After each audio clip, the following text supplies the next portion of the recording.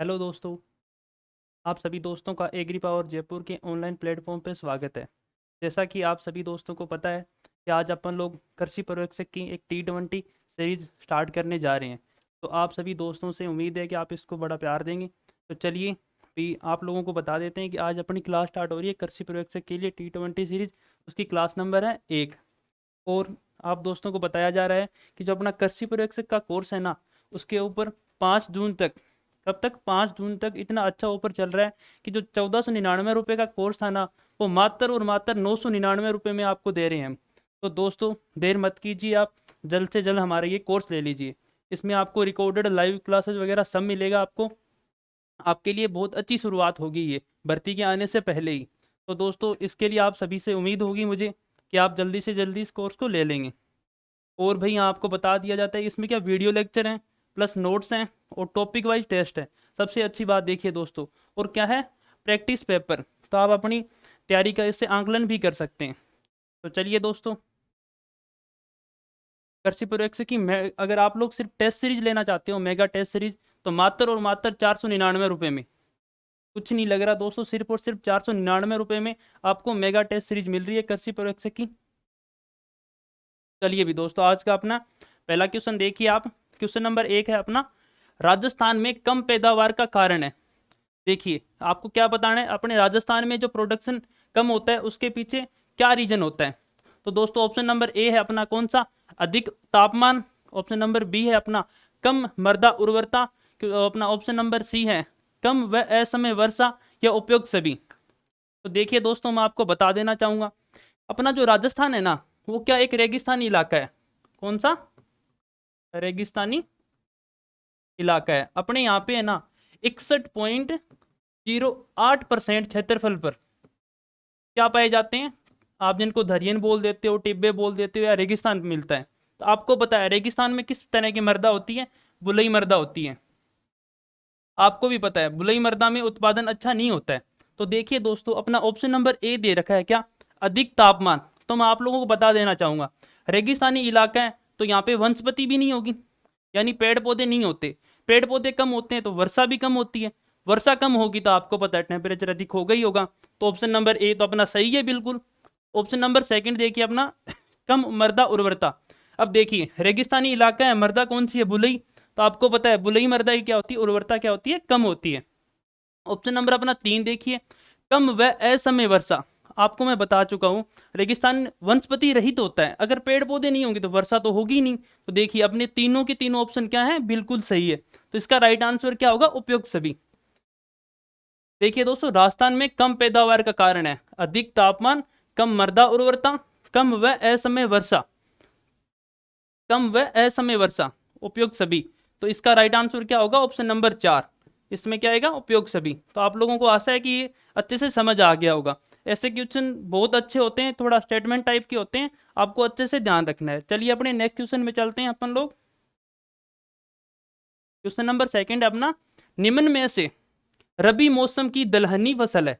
पहले अपने को अच्छे से क्वेश्चन पढ़ना है। देखिए क्वेश्चन में क्या पूछा गया, निम्न में से रबी मौसम की, आपको रबी सेशन की क्रॉप बतानी है कौन सी है जो कि दलहनी हो। देखिए दोस्तों आपके सामने ऑप्शन है अभी। देखिए अपना ऑप्शन नंबर 1 है गेहूं। ऑप्शन नंबर बी है अपना कौन सा, जो। और ऑप्शन नंबर सी या फिर 3 नंबर मान लीजिए आप कौन सा, चना, या फिर उपयुक्त सभी। तो जैसा कि आप लोग पढ़ते आते हो, अपन लोग जब एक क्रॉप का क्लासिफिकेशन पढ़ते हैं ना, तब उनका फैमिली के अकॉर्डिंग की भी अपन लोग उनको बांटते हैं कि भी ये दलहनी है, ये तिलहनी है, ये चारे वाली फसल है, ये अनाज वाली फसल है। तो देखिए सबसे पहले मैं आपको बता देना चाहूंगा, रबी मौसम बात कर लेते हैं अपन लोग किसकी, मौसम की। अपने इंडिया में मेनली है ना 2 ही सेशन की क्रॉप लगाई जाती है। हाँ रबी, खरीफ और जायद भी होते हैं, लेकिन मुख्यतः अपन लोग 2 ही सेशन में लगाते हैं। ऐसे लगती है पर एवरेज नहीं लगती। तो रबी मौसम है ना, उसकी सोविंग कब होती है रबी मौसम की, सितंबर टू नवंबर। ये एवरेज बता रहा हूँ आपको ऑल इंडिया का। लेकिन दोस्तों देखिए, अब अपना राजस्थान होता है ना, राजस्थान में क्या होता है कि जो रबी की क्रॉप होती है ना, उसको मुख्यतः कब बोते हैं अपन लोग, मिड अक्टूबर। मिड अक्टूबर में रबी की फसल की क्या की जाती है, सोविंग। तो आपको ये तो अंदाजा लग गया कि भी रबी मौसम की फसल कौन सी होती है जिसे अपन लोग कब, मिड अक्टूबर में लगाते हैं राजस्थान में। ठीक है, अब उसके ऑप्शन देखते हैं अपन लोग। ऑप्शन नंबर ए में दे रखा है गेहूं, बी में दे रखा है जौ, और सी या फिर 3 नंबर है चना। तो आपको सीधा का सीधा दिख रहा है, गेहूं और जौ क्या है, दो ऐसी क्रॉप में है जो कौन सी है, अनाज वाली। ये दोनों की दोनों क्रॉप कौन सी है, अनाज वाली फसलें हैं, अनाज वाली फसलें। और जो गेहूं है वो मुख्य फसल है, आपको पता है, अनाज वाली। अपन लोग खाने के लिए भी इसको काम में लेते हैं। जो है, जो को इवन खाने के लिए भी और चारे के रूप में भी कहीं ना कहीं काम में ले लिया जाता है। अब इसके बाद देखिए आप लोग, रबी की दलहनी मौसम, दलहनी फसल है जो रबी मौसम में लगाई जाती है। तो अपना सीधा का सीधा अपने पास आंसर था कौन सा, आंसर नंबर 3 यानी चना। चना होता है, इसको रबी मौसम में दलहनी फसल के रूप में लगाते हैं। और चने को क्या बोलते हैं, देखिए चने को बोलते हैं अपन लोग, इसका बॉटनिकल नेम होता है साइसर एरिटेनम। और इसकी एक खास बात होती है चने की क्रॉप के लिए कि ये इसमें प्रोटीन अच्छी मात्रा में पाई जाती है। तो जनरली अपन लोग देखते हैं अपने घरों में भी, सुबह सुबह अपन लोग इनको भे करके चनों को खाते हैं। तो आप लोगों को ये बात भी इसके बारे में अच्छे से पता होगी। और चना क्या है, अपने भारत की है ना, भारत की मुख्य दलहनी फसल है ये, भारत की मुख्य दलहनी फसल। तो ये क्वेश्चन भी पूछ लिया जाता है आप लोगों से। तो इसका राइट आंसर क्या होगा दोस्तों, देखिए इसका राइट आंसर होगा कौन सा, ऑप्शन नंबर 3 यानी चना।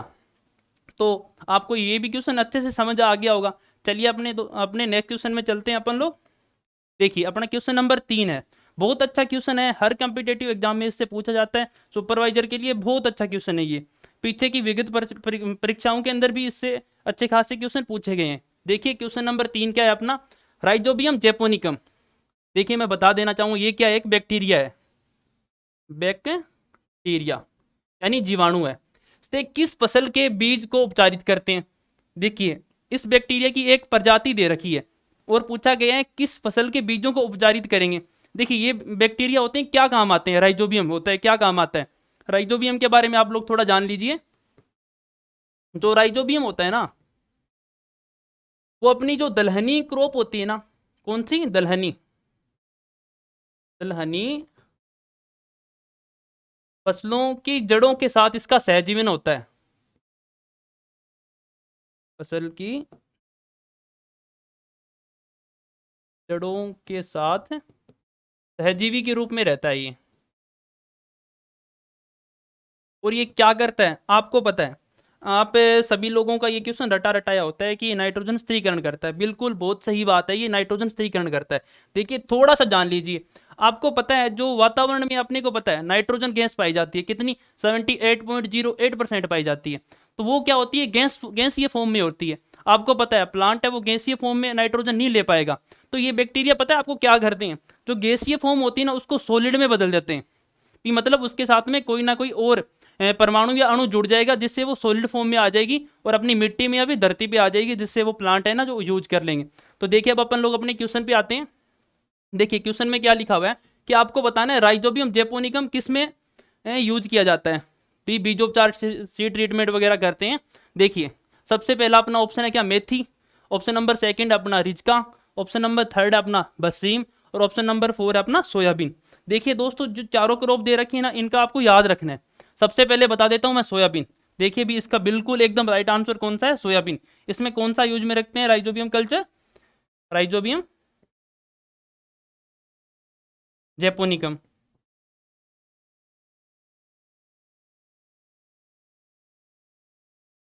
तो आपको पता लग गया होगा इसका राइट आंसर क्या है, 4 नंबर। अब इसके बारे में थोड़ा थोड़ा अपन लोग ये भी देख लेते हैं कि जो मेथी होती है, रिजका होती है, बरसीम होती है, इनके अंदर राइजोबियम का कौन सा कल्चर अपन लोग यूज में लेते हैं।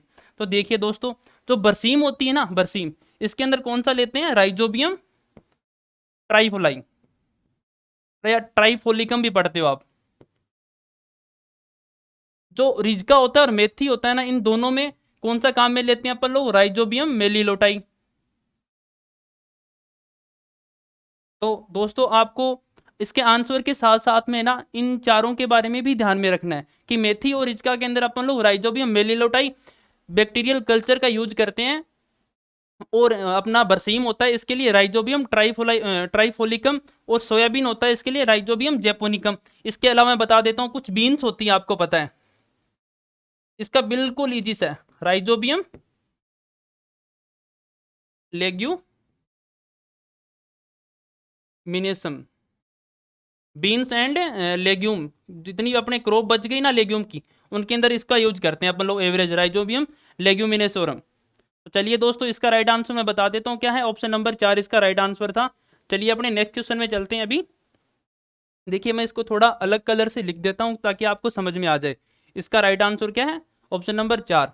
चलिए अपने क्वेश्चन नंबर 4 पे चलते हैं। अभी देखिए क्वेश्चन नंबर 4 है अपना, क्या पूछा गया है देखिए दोस्तों, सरसों के तेल में दुर्गंध यानी स्मेल आती है, किस खरपतवार के बीज मिले होने से आती है। देखिए दोस्तों क्वेश्चन में क्या पूछा गया है, जो अपनी सरसों के सीड होते हैं ना, उनके अंदर एक खरपतवार होता है, उसके बीज मिक्स हो जाते हैं, उसकी वजह से क्या प्यूजेंसी या फिर दुर्गंध या फिर स्मेल आने लग जाती है।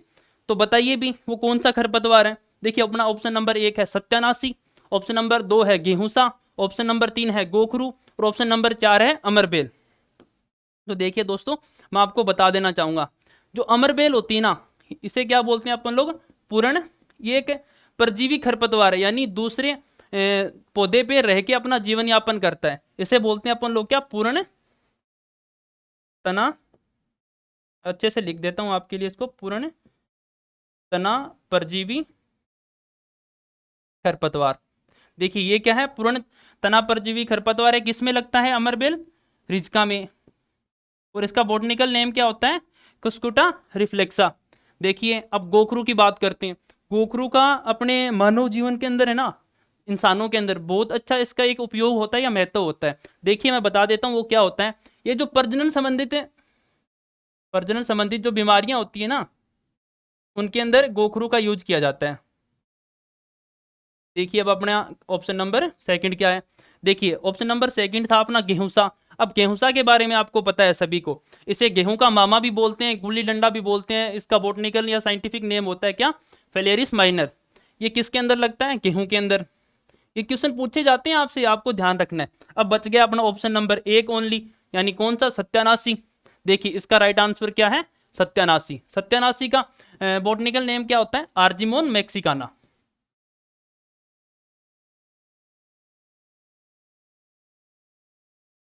मैक्सिकाना। देखिए इसके बारे में आपको मैं एक बहुत अच्छी और खास बात बता देता हूँ। जो सत्यानाशी होता है ना, उसके बीज या जो भी प्लांट होता है ना, इसके अंदर जो बीज बनते हैं उनमें चटकने की क्या पाई जाती है, क्रिया पाई जाती है, जिसे क्या बोलते हैं, सेंसरी मैकेनिज्म। यानी जब इस प्लांट की है ना जो फली होती है या फिर जो भी सीड वगैरह होते हैं, चटकते हैं ना, तो कुछ मीटर की कुछ दूरी पे जाके इसके सीड दूरी तय कर लेते हैं, फिर गिरते हैं दूर जाके। इसे क्या बोलते हैं अपन लोग, सेंसरी मैकेनिज्म। देखिए दोस्तों आपको इसका राइट आंसर पता लग गया होगा, अपना ऑप्शन नंबर 1। देखिए सरसों के तेल में दुर्गंध किस खरपतवार के बीज मिलने से आती है, तो इसका राइट आंसर था कौन सा, सत्यानाशी। चलिए दोस्तों अपने नेक्स्ट क्वेश्चन में चलते हैं अपन लोग। क्वेश्चन नंबर 4 अपना आपको अच्छे से समझ आ गया होगा। देखिए अपना क्वेश्चन नंबर 5 है। इसमें क्या पूछा गया है, देखो दोस्तों पहले अपने को क्या होता है, अच्छे से क्वेश्चन पढ़ना होता है। तिल का उत्पत्ति स्थान है, यानी जो अपना सिसिमम इंडिकम बोलते हैं तिल को, बॉटनिकल नेम यही होता है, सभी बच्चों को अच्छे से याद भी हो जाता है। और आपको पता होगा इसका कुल है ना बहुत फेमस है, हर एग्जाम में पूछा जाता है तिल का। इसमें क्या, आप क्वेश्चन पे आ जाते हैं। चलो तिल का उत्पत्ति स्थल है, आपको दोस्तों तिल का उत्पत्ति स्थल बताना है। ऑप्शन नंबर ए है भारत, ऑप्शन नंबर सेकंड अपना अफ्रीका, ऑप्शन नंबर थर्ड अपना दक्षिणी अमेरिका और ऑप्शन नंबर 4 है अपना इराक।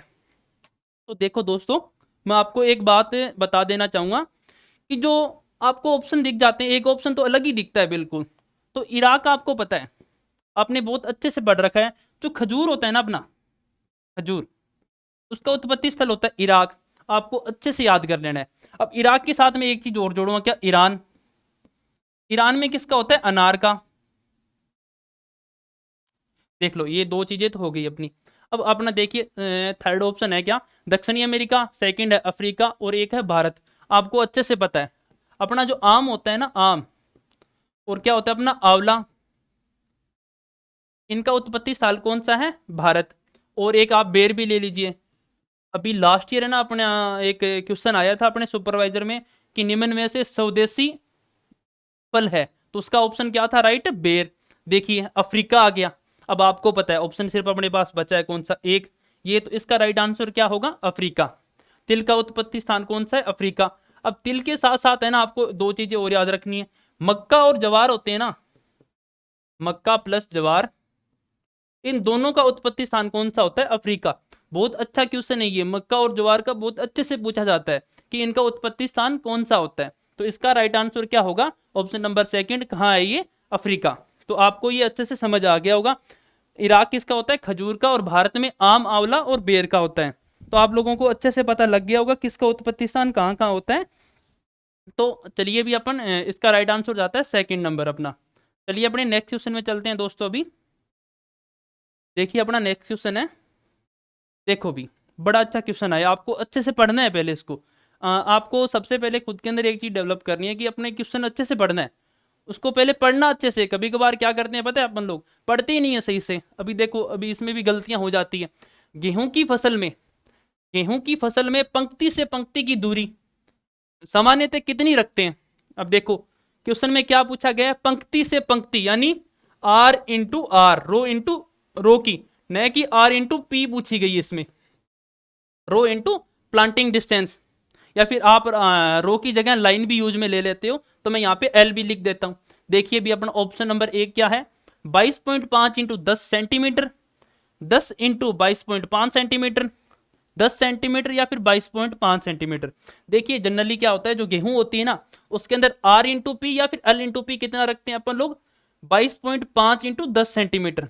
ये क्या सामान्यतः गेहूं के अंदर अपन लोग क्या रखते हैं, ये आर इंटू पी या फिर एल इंटू पी की डिस्टेंस रखते हैं ये, यानी लाइन इंटू प्लांट या फिर रो इंटू प्लांट। आप इसको कैसे भी बोल सकते हो, अपने हिसाब से इसको याद कीजिए। तो ये होता है इसके लिए। अब देखो इसने पूछा था क्या, रो से यानी पंक्ति से पंक्ति की दूरी, तो आपको दिख रहा है इसमें सिर्फ ऑप्शन ए की चूज करना है अपने को। तो देखो भी ऐसे क्वेश्चन आते हैं और अपन लोग क्या करते हैं, जनरली जल्दबाजी के अंदर गलत कर देते हैं। और इसका राइट आंसर क्या होगा, आपको दिख ही गया होगा। 22.5 क्या होता है, इसकी पंक्ति से पंक्ति की दूरी होती है, पंक्ति से पंक्ति की दूरी होती है इसकी। देखिए दोस्तों, तो आपको बड़े अच्छे से समझ आ गया होगा ऐसे क्वेश्चनों को अपने को कैसे हल करना है। और आपको पता है अभी कृषि पर्यवेक्षक कोर्स के लिए अच्छा अभी ऑफर चल रहा है, तो जल्द से जल्द आप लोग क्या करें, कोर्स को खरीद लीजिए। आपको पता है कोई भी वैकेंसी होती है ना, उससे आने से पहले तैयारी होती है, आने के बाद नहीं होती है। आपको अच्छा मैटर प्रोवाइड करवा रहे हैं हम लोग, तो आप लोग जल्दी से जल्दी ऑफर है आपके लिए, आप ये कोर्स खरीद सकते हो। चलिए अपने नेक्स्ट क्वेश्चन में चलते हैं दोस्तों। देखिए जेट 2023 हिंदी माध्यम, जेट 2023 हिंदी माध्यम के लिए जो कोर्स है ना वो मात्र और मात्र 2499 रुपये। देखो भी सिर्फ और सिर्फ 2499 रुपये में आपको मिल रहा है। एग्री पावर जयपुर आपको क्या है, ऑनलाइन प्लेटफॉर्म है, आपको पता है अपने प्ले स्टोर पे जाना है, वहाँ से अपना ऐप डाउनलोड करना है, वहाँ से आप लोग खरीद सकते हो इसको आराम से। इसमें video lecture, notes, topic wise test और प्रैक्टिस पेपर भी मिल रहे हैं आपको। तो देखिए बच्चों जल्दी कीजिए आप। चलिए अपने नेक्स्ट क्वेश्चन में देखते हैं। अभी निम्न में से सरसों की उन्नत किस्म है। देखो सरसों का बॉटनिकल नेम होता है ब्रेसिका स्पीसीज, आपको अच्छे से पता होगा। इसमें से इसकी उन्नत किस्म बतानी है। देखो भी बड़ा अच्छा क्वेश्चन दिया अपने को, इसमें टी की सारी वेराइटीज दे दी गई है जो अपने एग्जाम में पूछी जाती है। ऑप्शन नंबर ए देखिए T9, ऑप्शन नंबर सेकंड है कौन सा, T27, और नेक्स्ट ऑप्शन कौन सा है T49 या फिर T59। तो मैं दोस्तों आपको बता देना चाहूंगा, ये जो टी नाम की वेराइटी है ना, आपको एकदम अच्छे से याद कर लेनी है। देखिए जैसे कि T9 की बात करते हैं अपन लोग, T9 किसकी वेराइटी है, उड़द की। देखिए अब देखो T27 है, ये भी बहुत फेमस और अच्छी वेराइटी है, किसकी, तारामीरा। अब इसके बाद देखो T49, ये किसकी होती है, सोयाबीन की, सोयाबीन की वैरायटी। और इसके लिए आपको याद रखना है बीज दर अलग से रखी जाती है। अब देखो एक ऑप्शन बच गया अपना कौन सा, T59, ये क्या होता है, अपना राइट आंसर है, ये सरसों की क्या है, एक उन्नत वेराइटी है। और इसको क्या बोलते हैं अपन लोग, T59 को वरुणा। अब देखो वरुणा तो आपको अच्छे से याद है, लेकिन अपन लोग जनरली क्या होता है, सामान्यतः एक चीज और पढ़ते हैं, वरुणा और अरुणा दोनों सेम सेम से नाम होते हैं ना, तो वरुणा के साथ साथ आपको ये देखो, ये तो इसका राइट आंसर हो गया कौन सा, ऑप्शन नंबर 4। वरुणा के साथ साथ आपको क्या याद रखना है, जो अरुणा नाम की किस्म होती है ना एक, कौन सी, अरुणा। देखिए मैं थोड़ा इसको साफ से लिख देता हूँ बिल्कुल। देखो दोस्तों जो अरुणा नाम की किस्म होती है ना, वो किसकी उन्नत किस्म होती है, अरंडी की। तो आई होप आपको अच्छे से ये वेराइटीज याद रखेंगी रहेंगी। तो ये एक ऐसे क्वेश्चन है जो कृषि प्रयोगशाला में आपको आराम से पूछे जाएंगे, और अपन लोग या तो क्वेश्चन को थोड़ा जल्दी पढ़ लेते हैं या अच्छे से पढ़ते नहीं है, इस वजह से अपन लोग इनको गलत कर देते हैं। देखिए T9 जो वेराइटी है ना वो किसकी है, उड़द की। T49 है वो किसकी है, सोयाबीन की। और T59 है ये आपको पता है राजस्थान के लिए उपयुक्त वेराइटी और किसकी है, सरसों की है। और देखिए T27 थी वो तारामीरा की थी। देखो भी तारामीरा है वो आपको पता है ब्रेसिका फैमिली का है, इरुका सेटाइवा इसका क्या होता है बोटेनिकल नेम होता है। देखो दोस्तों ये राजस्थान के लिए उपयुक्त किस्म है, वरुणा है ना जो राजस्थान के लिए क्या है उपयुक्त किस्म है। तो आप लोगों को ऐसे क्वेश्चन तो रट ही लेने हैं, क्योंकि सुपरवाइजर में आपको यही देखने को मिलेगा। चलिए अपने नेक्स्ट क्वेश्चन में चलते हैं दोस्तों। भाई देखो अभी ये क्वेश्चन थोड़ी देर पहले ही करवा के आया हूं मैं। इसमें क्या होता है, आर्जिमोन मैक्सिकाना किसका नाम होता है, सत्यानाशी का। आर्जिमोन मैक्सिकाना किसका बोटनिकल नाम है, सत्यानाशी। तो देखो दोस्तों इसमें क्या पूछा गया, आर्जिमोन मैक्सिकाना का सरसों के तेल में मिलावट से उत्पन्न रोग होता है, आपको बताना है। जो सरसों के जो सीड होते हैं ना उनसे आपको पता है अपन लोग क्या निकालते हैं, तेल निकालते हैं। तो उसमें क्या होता है सत्यानाशी के बीज होते हैं ना वो मिक्स हो जाते हैं। तो अपन लोग जनरली क्या कहते हैं तेल निकलवाने जाते हैं ना, तो वो भी सीड है ना साथ में पीस जाते हैं। और उसका जो कंटेंट होता है ना उसके अंदर जो भी एल्केलॉइड होता है, जो भी पदार्थ होता है, वो किस में आ जाते हैं अपने ऑयल के अंदर आ जाते हैं। और वो अपन लोग अगर खा लेते हैं ना तो कौन सा रोग हो जाता है, देखिए ऑप्शन नंबर 1 है अपना क्षय रोग, सेकंड नंबर ऑप्शन अपना डायरिया, ऑप्शन नंबर 3 अपना जलोदर या फिर ड्रोपसी, या इनमें से कोई नहीं। तो दोस्तों देखो जो सत्यानाशी होते हैं ना उसके जो सीड होते हैं ना, अगर वो तेल के अंदर आ गए और मिलावट से अपन लोगों ने कुछ खावा लिया या फिर कैसे भी करके कंजप्ट कर गए अपन लोग इसको ना, तो इससे कौन सा रोग हो जाता है, ड्रोपसी रोग हो जाता है। तो ऑप्शन नंबर 3 अपना क्या है एकदम राइट आंसर है। तो आर्जिमोन मैक्सिकाना के बारे में आपको बता बता चुका हूँ आपको कि इसमें क्या सेंसरी मैकेनिज्म की प्रक्रिया पाई जाती है। चलिए भी अपने नेक्स्ट क्वेश्चन में चलते हैं अपन लोग। गेहूं की, देखिए बहुत अच्छा क्वेश्चन है ये, इससे आपके 3-4 क्वेश्चन बनते हैं। मैं आपको अच्छे से बता देता हूं कौन कौन से। गेहूं की बोनी जाति में दाने व भूसे का अनुपात है। देखो सबसे पहले अपने को क्या क्वेश्चन अच्छे से पढ़ना होता है। कभी कभार एग्जाम में क्या होता है उल्टा पूछ लिया जाए, भूसे व दाने का अनुपात है। यहाँ पे आपको सही पूछा गया है, बिल्कुल आप जैसे किताबों से रटते हो या फिर पढ़ते हो ना उसी हिसाब से पूछा गया दाने व भूसे का अनुपात। लेकिन थोड़ा माइंड लगा लेना है आपको, इन फ्यूचर आपसे कभी ये पूछ लेना भूसे व दाने का अनुपात, तो आपको अच्छे से आंसर देना है। तो देखिए भी अपना गेहूं की बोनी जातियों में दाने व भूसे का अनुपात बताना है। ऑप्शन नंबर 1 है अपना 1:2, ऑप्शन नंबर सेकंड अपना 3:4, और ऑप्शन नंबर थर्ड अपना 4:5, और ऑप्शन नंबर 4 है 5:6। तो देखो भी जिसको हल्की हल्की गणित या फिर मैथ आती है ना और उसका आंसर पड़ा हुआ था वो तो इसको कर देगा भी।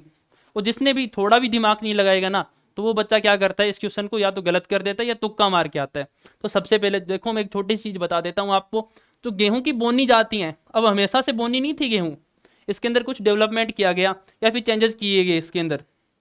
तो इसके लिए क्या था एक बोनेपन के लिए एक जीन जिम्मेदार होता है, वो कौन सा होता है, बोनेपन के लिए एक जीन होता है। देखिए वो कौन सा जीन होता है, नोरिन 10। एक नोरिन 10 नाम का जीन होता है जो गेहूं में बोनापन डेवलप करता है। देखिए नोरिन 10 होता है, इसकी खोज भी किसी वैज्ञानिक ने की होगी। तो आपको याद रखना है गेहूं का जो बोनेपन के लिए जिम्मेदार जीन होता है कौन सा, नोरिन 10, इसका डेवलपमेंट किस वैज्ञानिक ने किया, गोंजीराव इंजुका। गोंजीराव इंजुका, इन्होंने क्या किया था कि जो गेहूं की क्रॉप थी पहले क्या होता था कि उनकी हाइट काफ़ी बढ़ जाती थी, तो उन्हें प्रोडक्शन कम होता था और जनरली नुकसान ज़्यादा हो जाता था। यानी डेवलपमेंट ज़्यादा बड़ी होगी तो गिरने विरने की बहुत सारी समस्याएं पाई जाती थी। तो इसके लिए उन्होंने एक बोनेपन का जीन देखा था कौन सा, नोरिन 10। तो चलिए भी अब अपने क्वेश्चन पे आ जाते हैं अपन लोग। देखो दोस्तों एक चीज़ इससे आपको ये भी याद रखनी है, नोरिन 10 के अलावा एक वेराइटी होती है किसकी, धान की। धान की वेराइटी है कौन सी, नोरिन 8। ये क्वेश्चन बहुत अच्छा बन रहा है आपका। नोरिन 8 क्या है, एक वेराइटी है, यानी किस्म है एक किसकी, धान की। तो आपको ये थोड़ा डिफरेंस याद रखना है।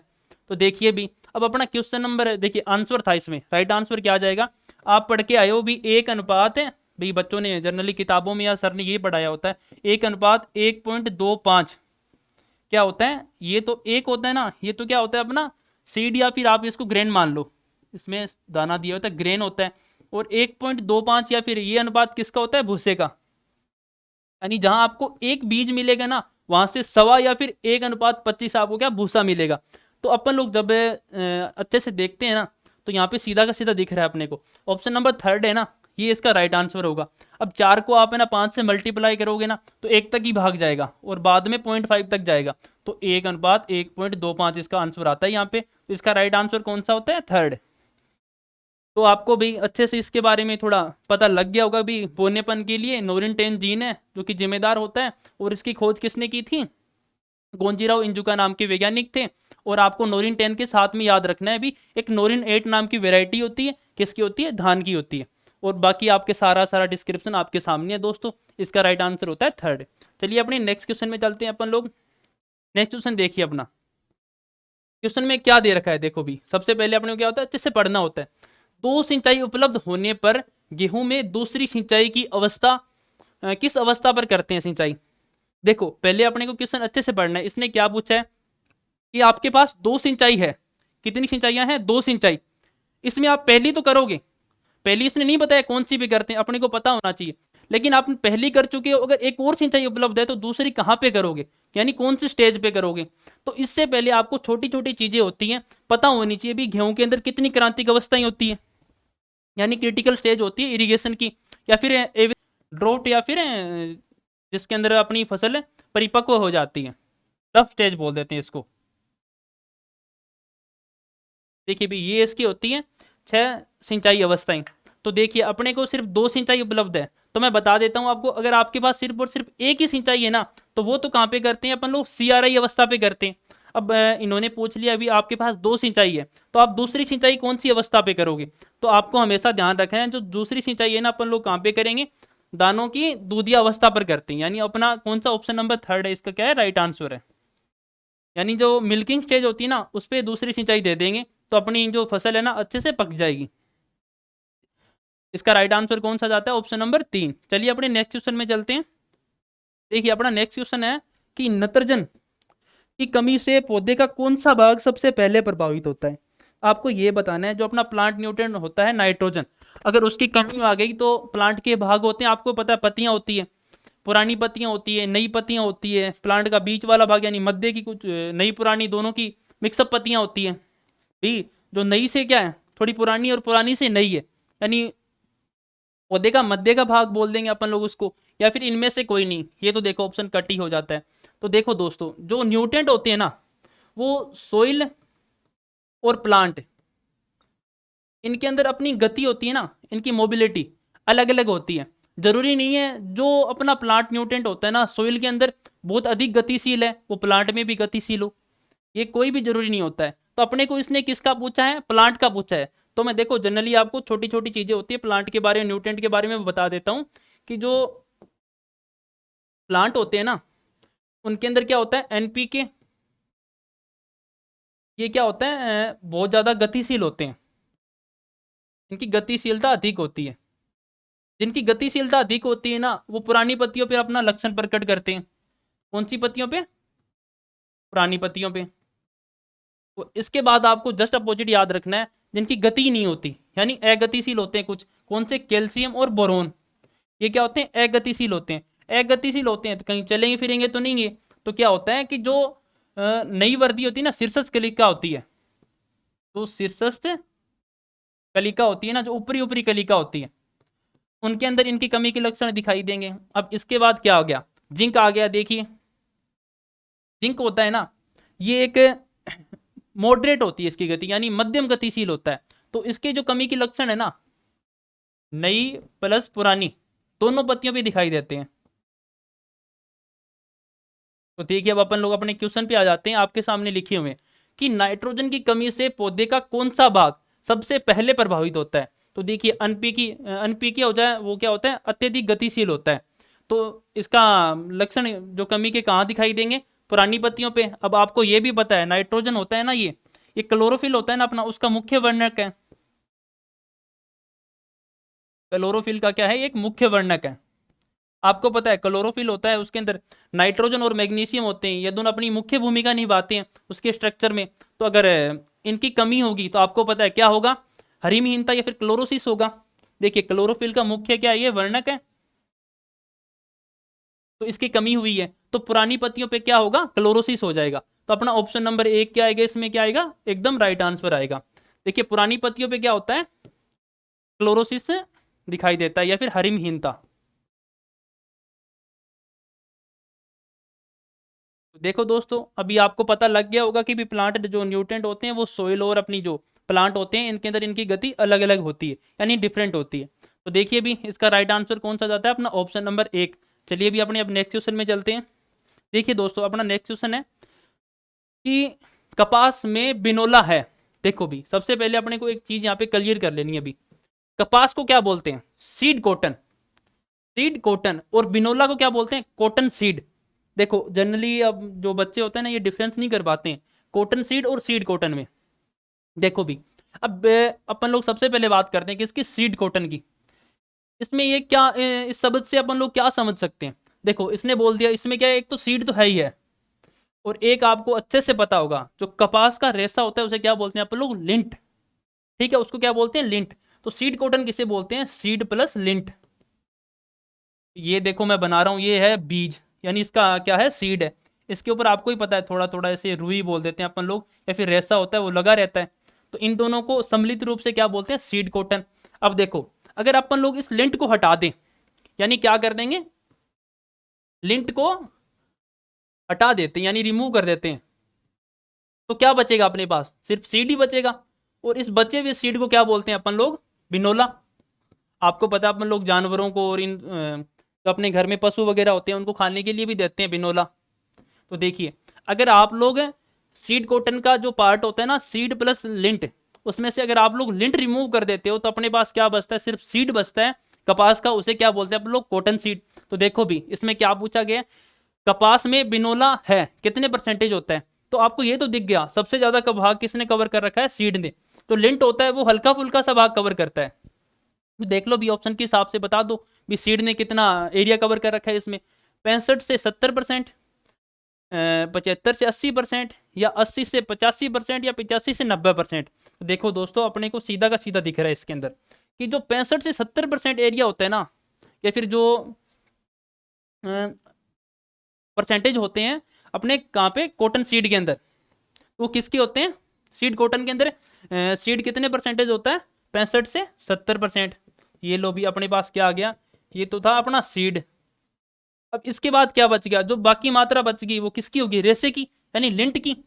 अब देख लो लिंट जो बच गया ना, रटना नहीं है बिल्कुल भी, जो बच गया वो क्या हो जाएगा अपना लिंट। लिंट कितना बच गया, 30 से 35%। यानी जो कपास होती है ना उसका जो सीड कॉटन पार्ट हो, सीड कॉटन होता है, यानी कपास का जो बीज होता है उसके अंदर सीड का परसेंटेज कितना होता है, 65 से 70%, और 30 से 35% क्या होता है, लिंट यानी रेसा होता है। तो देखिए भी दोस्तों आपको अच्छे से समझ आ गया होगा ये। और इसके बाद कपास से एक बहुत अच्छा क्वेश्चन है जो पूछ लिया जाता है, एक तो होती है अपनी देसी कपास और एक होती है विदेशी कपास। देखिए भी जो देसी कपास होती है ना, इसके एक एग्जाम के अंदर क्या पूछे गए थे, 2 1, यानी इसके क्रोमोसोम नंबर पूछ लेते हैं। तो देसी कपास होती है ना उसके अंदर क्या होता है, 26 अपने क्रोमोसोम नंबर पाए जाते हैं। तो जो विदेशी कपास होती है ना उसके अंदर इसके जस्ट डबल कितने, 52 2 1 या फिर क्रोमोसोम नंबर पाए जाते हैं। तो आपको ये बातें यहाँ से याद रखनी है। तो चलिए भी अपने नेक्स्ट क्वेश्चन में चलते हैं। और अभी लास्ट टाइम अपने सुपरवाइजर में एक बहुत अच्छा क्वेश्चन भी आया था, किंग ऑफ फाइबर क्रॉप, भाई काफी बच्चों का गलत भी हुआ होगा, ये किसे बोलते हैं, कॉटन को, किंग ऑफ रेशे वाली फसलों का राजा। देखो भी कुछ बच्चे जूट कर आए थे, तो मैं बता देना चाहूंगा जो जूट होता है ना उसे बोलते हैं गोल्डन फाइबर, गोल्डन फाइबर।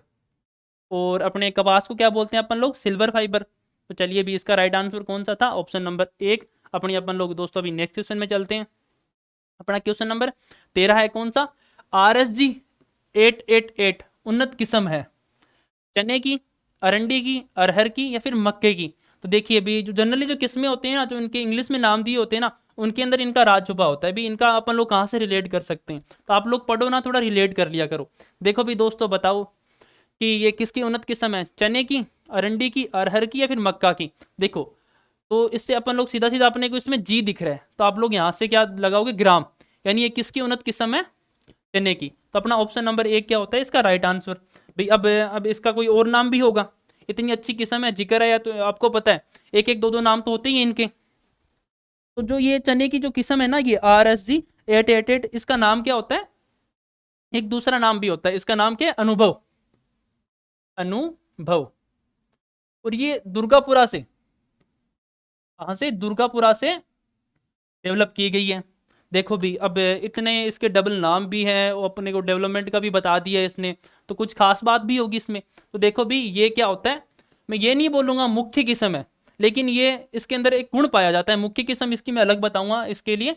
ये जो अपना विल्ट रोग होता है ना चने के अंदर, कौन सा विल्ट, उसके क्या होती है, प्रतिरोधी, प्रतिरोधी किस्म है। और इसका दूसरा नाम क्या होता है, अनुभव। अब अपने को ऐसे पूछ ले कोई कि चने की मुख्य विल्ट प्रतिरोधी किस्म है, तो वो कौन सी होती है। अब देखो विल्ट की प्रतिरोधी किस्म है, तो सीधा का सीधा याद रखना अवरोधी। जो चने की अवरोधी किस्म होती है ना, वो मुख्यतः विल्ट के रेजिडेंसी या फिर उसकी प्रतिरोधकता के लिए लगाई जाती है। तो आपको ये अच्छे से समझ आ गया होगा चने के बारे में। चने का बॉटनिकल नेम आपको पता ही होगा, साइसर एरिटिनम बोलते हैं। और अपनी एक दलहनी फसल है, वो चने को कब लगाते हैं अपन लोग, रबी सेशन की करो पे अपना चना होता है जो। तो चलिए दोस्तों अपने नेक्स्ट क्वेश्चन में चलते हैं। देखो भी नेक्स्ट क्वेश्चन अपना क्या है, इसमें क्या पूछा गया है, बहुत अच्छा क्वेश्चन है। राजस्थान में सबसे अधिक जल द्वारा भूमि कटाव होता है, राजस्थान में सबसे अधिक जल द्वारा भूमि कटाव होता है। इसने पूछा है सोइल इरोजन बाई वाटर। देखिए भी अब अपने जनरली क्या होता है कि वायु और जल इन्हीं से होता है, भी मृदा अपर्दन होता है वो। तो अब राजस्थान आपको पता है रेगिस्तान का इलाका है, रेगिस्तान का इलाका है, इसमें आपको पता है मुख्यतः तो क्या होता है, वायु अपर्दन होता है। लेकिन कुछ एक अपने पास भी ऐसे क्षेत्र हैं जो सिंचित है, जहाँ पे क्या इरिगेशन के अच्छे सोर्स हैं, जहाँ पे क्या भूमिगत जल के भी अच्छे सोर्स हैं, जहाँ पे नदियाँ भी आती हैं, नाले भी होते हैं। तो आपको पता है पानी ज़्यादा है, तो वहाँ पे क्या होगा, जल द्वारा मृदा अपर्दन तो होगा ही होगा। तो चलिए अपन लोग ऑप्शन पढ़ते हैं, इसके हिसाब से अपन लोग इसको टिक कर देंगे भी इसका राइट आंसर क्या होगा। देखिए एक नंबर पे ऑप्शन दे रखा है क्या, जैसलमेर। भाई कोई हाल में भी नहीं हो सकता, ये क्यों नहीं हो सकता, जैसलमेर आपको पता है रेतीला इलाका है, अपने भी टूरिज्म भी जाते हैं, सम जैसलमेर नाम की जगह है, वहाँ पे लोग घूमने भी जाते हैं। तो देखो भाई, तो जैसलमेर है ना, वहाँ पे मुख्यतः क्या होता है, वायु अपर्दन होता है, वायु अपर्दन। आपको याद रखना है मुख्यतः कहाँ पे होता है, जैसलमेर में। जयपुर नहीं, भी बिल्कुल नहीं। कोटा, देखिए भी इस ऑप्शन को अपन लोग को ध्यान से पढ़ना है। देखो भी कोटा है ना जो, ये अपना बिल्कुल एकदम राइट आंसर है। कौन सा, ऑप्शन नंबर थर्ड। अपना राजस्थान है ना, उसको अपन लोगों ने 10 कृषि जलवायु खंडों में बांटा है। तो कोटा, बूंदी और बारा और झालावाड़, ये चारों डिस्ट्रिक्ट है ना, किसके अंदर आती है, कृषि जलवायु खंड कौन सा होता है अपना, 5 नंबर होता है ना, उसके अंदर आती है। कृषि जलवायु खंड नंबर 5 बोल देते हैं अपन लोग। तो इनके अंदर क्या पता है आपको, इनको बोलते हैं आदर, इस खंड को बोलते हैं क्या, आदर दक्षिणी पूर्वी जलवायु खंड। और इस एरिया में क्या होता है पता है आपको, अच्छी खासी जल की मात्रा होती है, नदियां भी आती हैं, नाले भी हैं यहाँ पे। तो इस वजह से क्या होता है, जल अपर्दन होता है। आपको अच्छे से याद रखना है, जो कोटा है ना, कोटा, यहाँ पे अच्छा खासा जल अपर्दन होता है। तो अपना राइट आंसर है कौन सा, कोटा। चलिए दोस्तों अपने नेक्स्ट क्वेश्चन में चलते हैं। अभी इक्रिसेट कहाँ पर स्थित है। अब देखो इक्रिसेट एक संस्थान है, आपको भी पता है। इसने पूछा कि कहाँ पर स्थित है, तो ऑप्शन नंबर एक अपना कौन सा, दिल्ली, सेकंड है हैदराबाद, और ऑप्शन नंबर थर्ड है बेंगलोर, ऑप्शन नंबर फोर्थ है कानपुर। देखिए ये चारों के चारों ऑप्शन इतने अच्छे हैं भी, इनसे एक क्वेश्चन तो पूछा ही जाता है। तो अपन लोग एक एक क्वेश्चन है, एक एक ऑप्शन के हिसाब से देख लेते हैं भी यहाँ पे कौन कौन से संस्थान है। सबसे पहले बात करते हैं अपन लोग दिल्ली की। तो दिल्ली के अंदर आपको पता है, आप पढ़ते आ रहे हो IARI, ये मुख्यतः कहाँ पे है, दिल्ली के अंदर। अब देखो हैदराबाद, अब अपना आंसर तो सभी बच्चों को पता लग ही गया होगा कौन सा होता है, इक्रिसेट कहाँ पे है, हैदराबाद में। तो सबसे पहले लिख देते हैं अपन लोग क्या, इक्रिसेट। अब भी इक्रिसेट आ गया तो इसके बारे में थोड़ा सा और जान लेते हैं।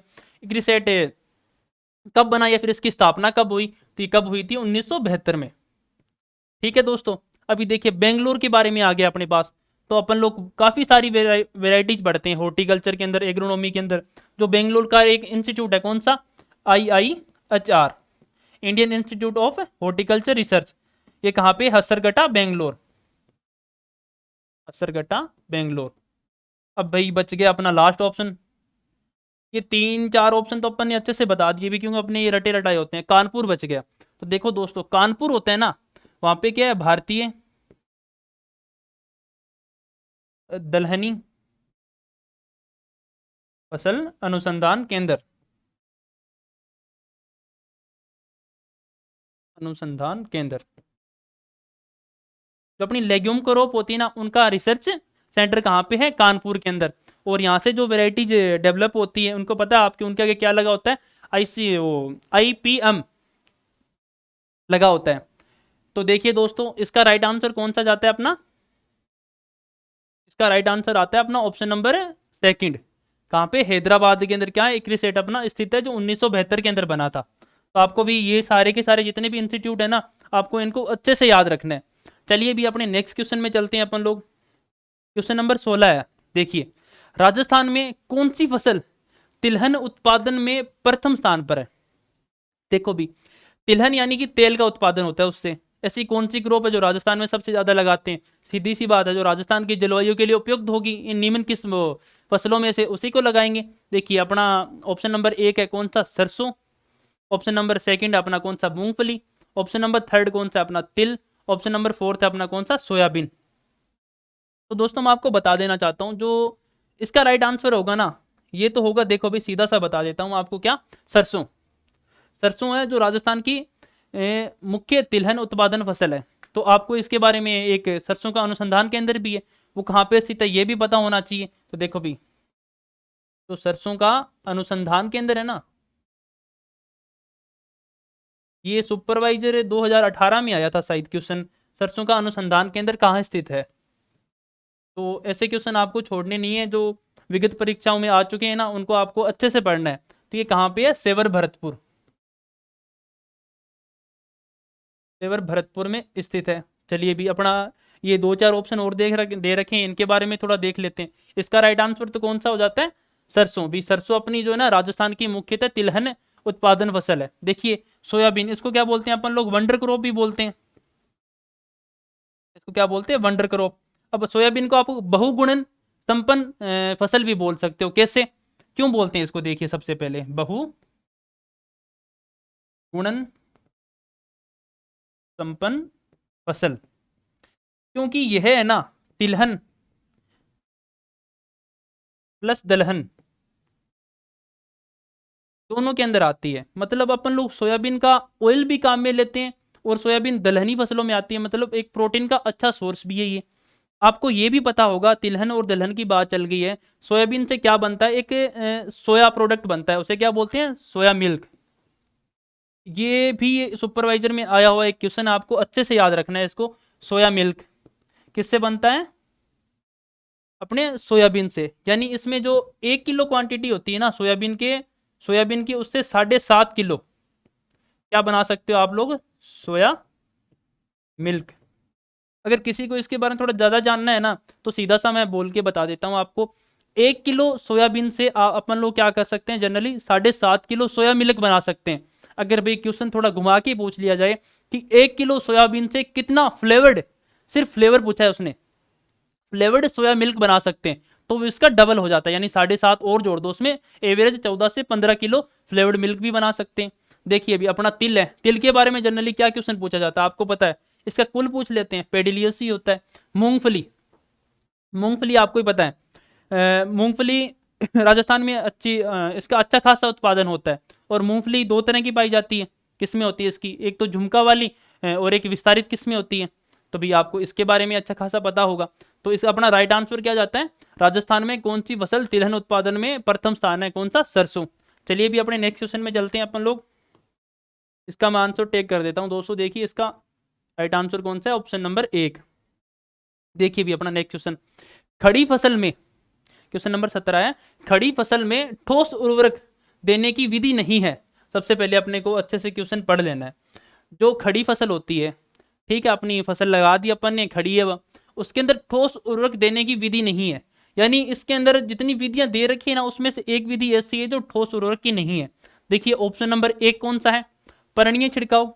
ऑप्शन नंबर सेकंड है spot dressing option number third है, side dressing option number fourth है, उपयुक्त सभी। तो देखिए भी उपयुक्त सभी तो इसमें पहले ही हट गया क्योंकि उसने पूछ लिया क्या नहीं है, तो उपयुक्त सभी एक आंसर तो अपना कट हो जाता है। तो देखिए भी अपने पास कितने अभी ऑप्शन बच गए, 3 ऑप्शन। तो मैं आपको बता देना चाहता हूँ जो side dressing and spot dressing होती है ना, ये दोनों मेथड किस लिए होती है, ये सॉलिड फर्टिलाइजर देने के लिए होती है, और इसने पूछा है नहीं देने के लिए होती है।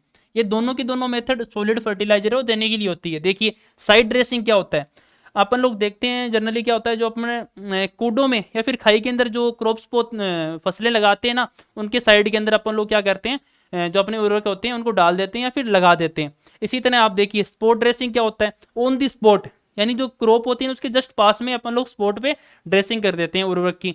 अब देखिए इसका कौन सा आंसर था जो नहीं था, अब आपको दिख गया होगा भी, ऑप्शन नंबर 1 बच गया अपना।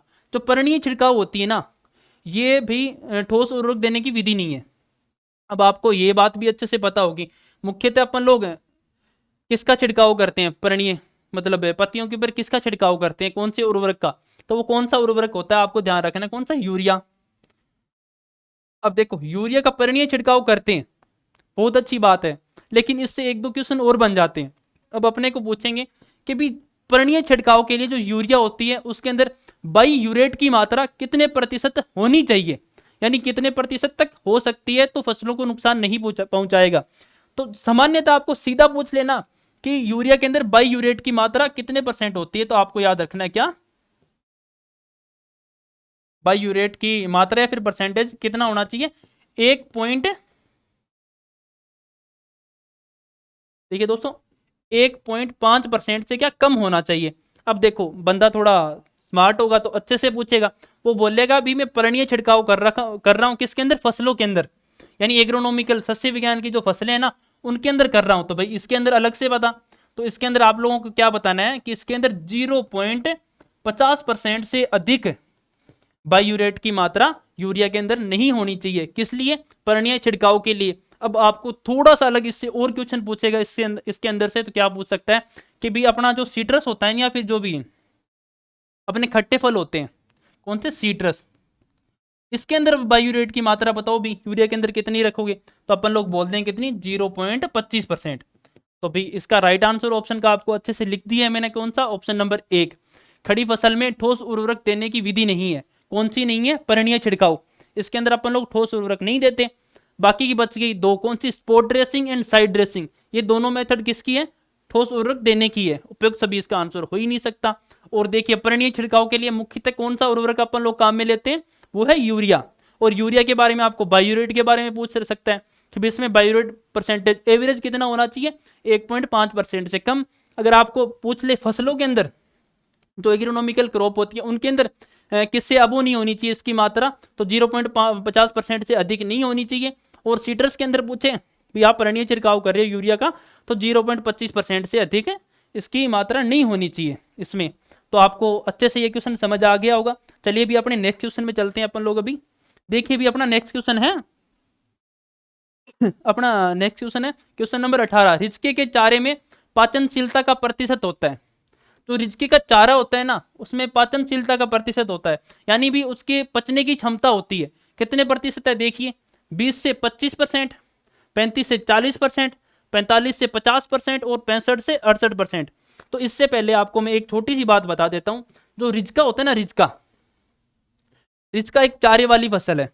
अब अपन लोग क्या करते हैं, अगर कुछ पशु होते हैं वो क्या करते हैं, रिचके को हरी अवस्था में, किसमें, हरी अवस्था में खा लेते हैं।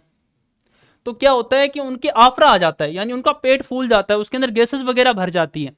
तो इससे को आप रोग को क्या बोल सकते हो, जो खाने से, हरी अवस्था में खाने से एक रोग हो जाता है, आप ऐसे लिख लो इसको। इसको क्या बोलते हैं अपन लोग, आफरा। आफरा में क्या है, गैसेस भर गई पेट में। अब क्या होगा अभी, अब इसके लिए एक ट्रीटमेंट भी होता है, एक ट्रोकर कैनुला नाम का एक यंत्र होता है, वो उसका अपन लोग यूज करते हैं किसके अंदर, पशुओं के अंदर, उनको पेट में डालते हैं और गैसेस वगैरह को बाहर निकाल देते हैं। तो वो आफरा के लिए यूज में की जाती है और रिचके की हरी अवस्था में खा लेने से हो जाती है। तो देखिए अब अपने क्वेश्चन पे आ जाते हैं। इसमें पूछा है रिजके के चारे में पाचनशीलता प्रतिशत होता है, तो रिजके के चारे में 65 से 68%, कितना 65 से 65 से 68% क्या होता है इसके अंदर पाचनशीलता होती है। और क्या होता है इसके अंदर एक क्रूड प्रोटीन भी पाई जाती है, कितनी 15 से 20%। रिजके के चारे में कौन सी प्रोटीन, क्रूड प्रोटीन,